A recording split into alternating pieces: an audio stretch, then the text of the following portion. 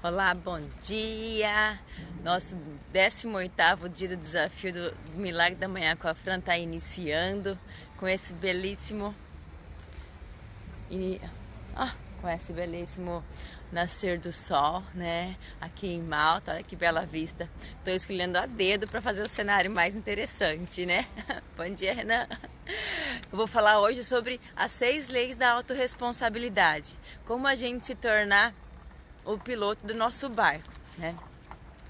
É bastante comum a gente perceber as atitudes das pessoas, da maioria das pessoas diante das situações da vida, né? E o vitimismo é um tipo de comportamento que acaba sendo predominante.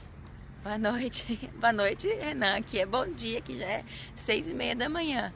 E a atitude vitimista é aquela que nos prende à situação e nos impossibilita de mudar. Porque quando a gente é vítima, quando a culpa é do mundo, a gente simplesmente tem que parar, chorar, reclamar e esperar por milagres. Porém, quando a gente busca autorresponsabilidade, é realmente como se a gente estivesse num barco no meio do mar, sabe aonde a gente quer chegar e toma todas as providências para aquele barco ir na direção que a gente precisa, né? Porque quando a gente está simplesmente na mão dos outros, a gente está simplesmente aguardando. E quando é a gente que é o piloto do barco, a gente consegue tomar todas as ações, né? Mudar a direção da vela, mudar a força do remo, para a gente poder chegar onde a gente quer, né? E em cima disso, o Paulo Vieira tem um livro muito bacana, né? É um livrinho pequenininho de 180 páginas que nos chama à ação.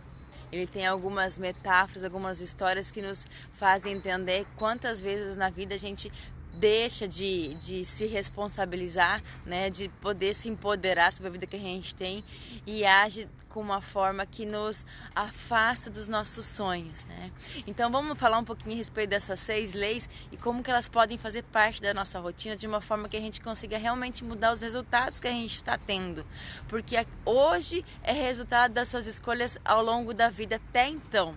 Porém, o que você vai conquistar no futuro é resultado das suas atitudes diárias a partir de hoje, né? Então é possível a gente fazer uma nova história com certeza quando a gente entende que tudo é atitude, né? Olhar o nosso cenário, entender quais têm sido as nossas escolhas e os resultados disso e entender que a mudança é possível sim quando a gente assume a direção da nossa vida, né? Então, a primeira lei que tem nesse livro que é calar-se ao invés de criticar. Quantas são as situações que a gente se depara ao longo da vida e que a gente está lá pronto para criticar a forma como é feita, a forma como a situação ocorreu, a forma como o governo está fazendo, como o meu funcionário está realizando, né? Então, se a gente não tem nada para colaborar, só observa, tira um aprendizado daquilo lá, mas não critica, porque quantas são as situações onde a gente também comete alguns erros, né? E a crítica, ela não vem trazer solução nenhuma, ela não nos faz crescer, ela não nos faz aprender, né? Então, se é para criticar, cale-se. O segundo ponto é dar sugestão ao invés de reclamar.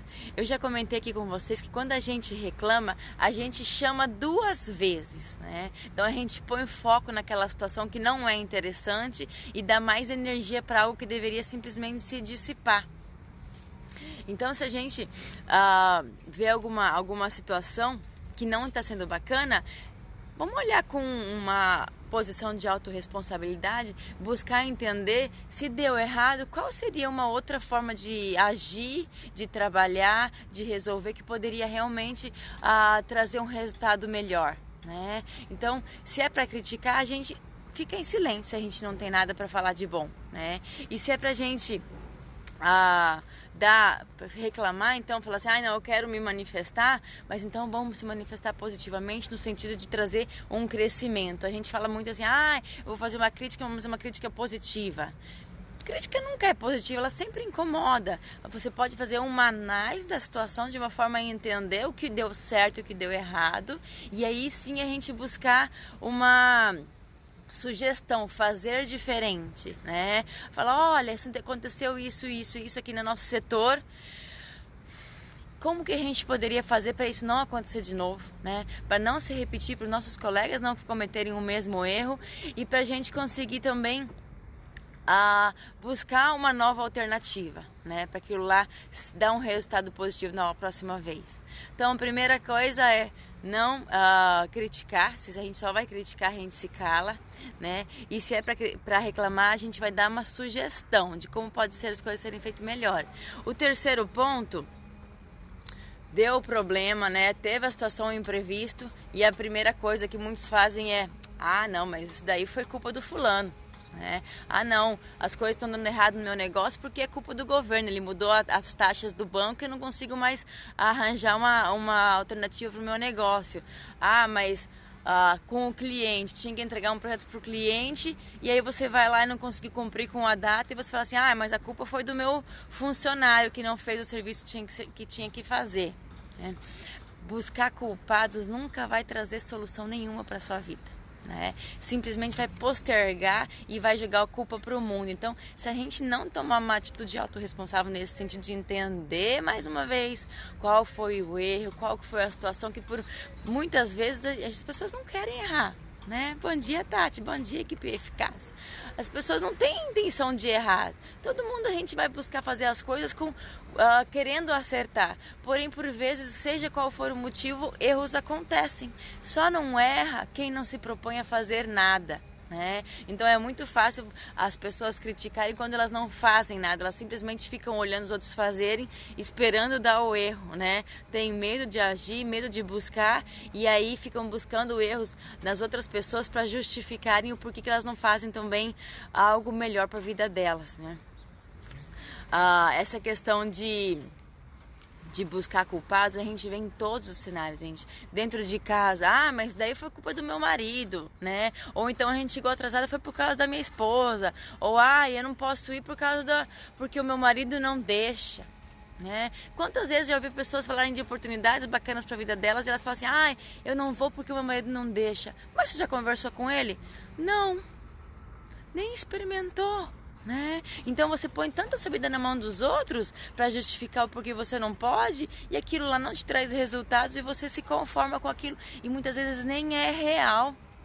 Você nem conversou, nem compartilhou o porquê que você gostaria de fazer aquela mudança, aquele curso, aquele exercício, e você simplesmente põe a sua vida na mão dos outros e deixa de fazer, às vezes você está precisando ir na academia para cuidar do seu corpo, para cuidar da sua saúde. Mas eu não vou porque o meu marido não gosta quando eu vou na academia, porque tem muita gente, porque pode ficar me olhando. Será que é realmente isso? Ou é uma desculpa pronta que você tem dentro da sua cabeça que te impede de buscar os resultados que você precisaria, Quais são os resultados que você está tendo na sua vida que são consequência da sua falta de atitude, das suas desculpas, São historinhas que você conta pra você. E às vezes a gente conta as historinhas há tanto tempo que a gente realmente acredita que aquilo lá é verdade, eu não consigo emagrecer porque meu corpo não tem um problema de hormônio, não tem o que eu fazer. Culpa até os hormônios para ver se não buscar os seus resultados.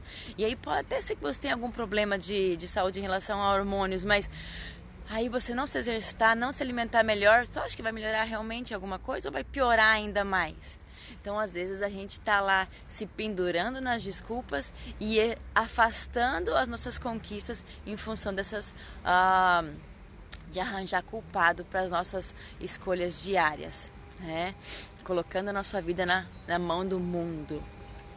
Quarto ponto é fazer-se de vencedor, Se você for se fazer de vítima, faça-se de vencedor, Então, aconteceu alguma situação um pouco difícil na sua vida e aí você vai lá e fala assim: mas pra mim nada dá certo.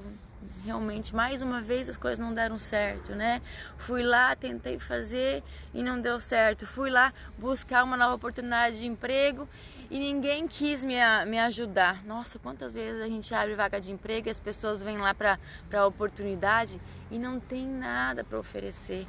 Simplesmente vem falando que mas eu preciso tanto trabalhar, mas não tem um curso de computação, não tem um 2º grau terminado, não tem um curso de secretária administrativa para oferecer. E aí é culpa do mercado que está ruim, que não tem oportunidade, que ninguém dá oportunidade para você ter experiência, Será que é realmente isso, né? Que você é a vítima ou que você não tem o que fazer, simplesmente sentar e chorar e reclamar, né? Ou então os meus clientes estão me abandonando, né? Estão tudo indo abrir uma loja nova e agora os meus clientes estão indo tudo para outra loja. Será que a culpa é do concorrente ou é a culpa, ó, nem é questão de culpa, é questão de você tornar responsável. Então, opa, entrou outra pessoa realmente no mercado, estou perdendo clientes, o que eu posso fazer?